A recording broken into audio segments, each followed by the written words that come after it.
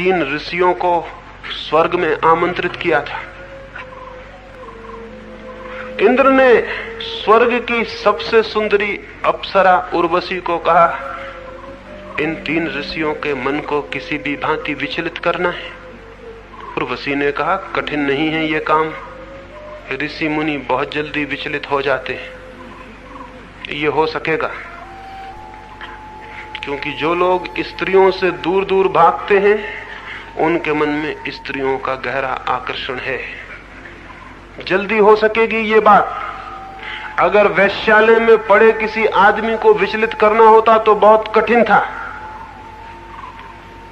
क्योंकि वो स्त्रियों से इतना परिचित है कि उसे विचलित करना थोड़ा मुश्किल है। लेकिन ऋषि मुनि हैं, ये तो बेचारे जल्दी ही मुश्किल में पड़ सकते हैं। निमंत्रण दे दिया गया, स्वर्ग का निमंत्रण था, ऋषि मुनि भी इंकार न कर सके, क्योंकि ऋषि मुनि सारी कोशिश ही स्वर्ग पहुंचने की करते हैं, और कोशिश ही क्या है। निमंत्रण पाकर बहुत प्रसन्न हुए, बड़ा सम्मान था ये। इंद्र का जन्मदिन था और उन 3 को ही बुलाया गया था, और उनके जितने कॉम्पिटिटर ऋषि मुनि थे वो नहीं बुलाए गए थे, इससे बड़ी प्रसन्नता थी। वे काफी खुश हुए, वे गए, सब तरह से सज धज के गए। ऋषि मुनियों की भी अपनी सज धज होती है, आप पहचान नहीं पाते, ये दूसरी बात है, क्योंकि आपकी सज धज दूसरे तरह की होती है, तरह का फर्क होता है, सज धज में कोई भेद नहीं होता। वे परिपूर्ण तैयारी से पूरे ऋषि मुनि बन के वहां उपस्थित हो गए। उर्वशी भी उस दिन तैयार हुई थी, और जितनी उन दिनों प्रसाधन की, जितनी भी सुंदर होने की, जितने भी एक्सपर्ट होंगे स्वर्ग में, जितने विशेषज्ञ थे, सबने मेहनत की थी। उर्वशी इतनी सुंदर दिखाई पड़ी कि खुद इंद्र मुश्किल में पड़ गया। उसे कल्पना न थी कि उर्वशी इतनी सुंदर हो सकती है। उर्वशी का नृत्य शुरू हुआ, घंटे भर में ही मंत्रमुग्ध वे सारे लोग देखते रह गए।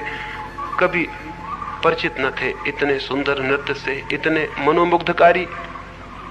फिर उर्वशी ने जब रात गहरी हो गई तो अपने आभूषण निकालकर फेंक दिए। आभूषण शरीर को सुंदर करते हैं, लेकिन आभूषण रहित शरीर का भी अपना एक और ही सौंदर्य है। आभूषण सुंदर भी करते हैं, लेकिन शरीर को बहुत जगह छिपा भी लेते हैं। आभूषण फेंककर उसने वस्त्र भी फेंकने शुरू कर दिए। एक ऋषि घबराया और जोर से चिल्लाया, रुको, ठहरो, उर्वशी, ये मर्यादा का उल्लंघन है, वस्त्र नहीं निकाल सकती हो। लेकिन दूसरे 2 ऋषियों ने कहा, मित्र, अगर आप घबरा गए हो तो आंखें बंद कर लें, नृत्य बंद नहीं होगा। नृत्य को आप कैसे रोक सकते हैं? और किसी को वस्त्र निकालना हो तो भी आप कैसे रोक सकते हैं? आपका हक और अधिकार क्या है? एक हक आपका जरूर है कि आप आंख बंद कर लें, नृत्य चलेगा। और उन्होंने कहा, उर्वशी, नृत्य चलने दो। नृत्य चला, पहले ऋषि ने आंखें बंद कर ली, लेकिन उस बेचारे को पता नहीं था कि खुली आंख फिर भी गनीमत थी, बंद आंख और भी मुश्किल में डाल दी। आंख बंद करने से कहीं उर्वशियां दिखना बंद होती हैं? आंख बंद करने से कुछ भी चीज दिखनी बंद होती है क्या? आंख बंद होने से उर्वशी और सुंदर दिखाई पड़ने लगी। सपने सुंदर होते हैं जागरण से ज्यादा। और सुंदर होकर मन को दिखाई पड़ने लगी, और मन भीतर से धक्के देने लगा ऋषि को कि आंख खोलो। आंख खुली थी तो कम से कम ये उपद्रव नहीं था। मन कहने लगा, आंख खोलो। वो पीछे के अनकॉन्शियस हिस्से कहने लगे, आंख खोलो। पता नहीं उर्वशी ने और भी वस्त्र फेंक दिए हों। आंख खोलो। और ये चेतन मन कहने लगा, आंख कैसे खोली जा सकती है? हाथ पैर कपने लगे। आंख को और जोर से बंद करना जरूरी हो गया। बड़ी ताकत, बड़ी मेहनत उस ऋषि पर पड़ने लगी। वो बड़ी बेचैनी में पड़ गया। बड़ी मुश्किल में पड़ गया। नृत्य थोड़ा आगे गया, उर्वशी ने और भी वस्त्र फेंक दिए। वो करीब करीब नग्न हो गई। एक ही वस्त्र उसके शरीर पर रह गया। दूसरा ऋषि चिल्लाया, अब हद हो गई, ये तो अश्लीलता है, बंद करो, ये नृत्य अब नहीं देखा जा सकता। पहले ऋषि ने कहा, मित्र भूल गए हमने पहले ऋषि से क्या कहा था। तीसरे ऋषि ने कहा, अब अपनी आंख आप भी बंद कर लो, नृत्य तो चलेगा, नृत्य को रोकने का हक किसे है, आप अपनी आंख बंद कर ले सकते। दूसरे ऋषि को भी आंख बंद कर लेनी पड़ी। नृत्य आगे चलता रहा। आंख बंद करते ही दूसरे ऋषि को पता चला कि कम से कम आंख खुली थी तो उर्वशी एक वस्त्र पहने थी।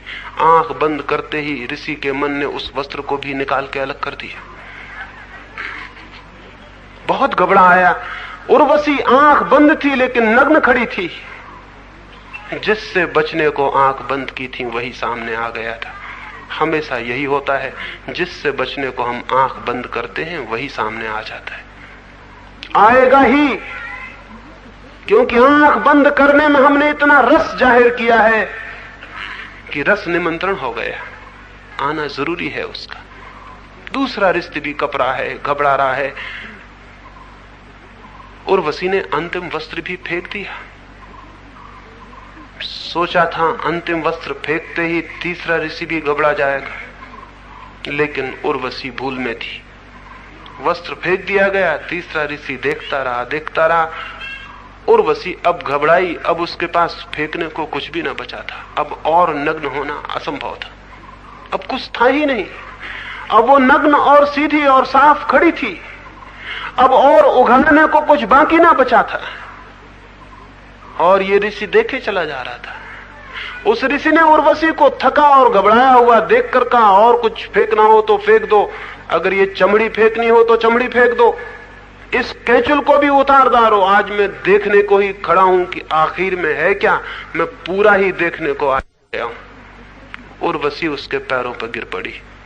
उसने कहा, फिर मैं आपसे हार गई, क्योंकि जो पूरा ही देखने को राजी है वो आखिर में पा ही लेगा कि कुछ भी नहीं है।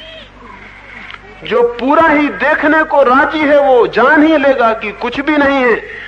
जो पूरा देखने के पहले रुक जाता है उसका रस भी भीतर रुक जाता है कि शायद कुछ शेष रह गया, उसे और जान लेता। और वो जो शेष रह गया है वही उसके प्राणों की जकड़ हो जाती है।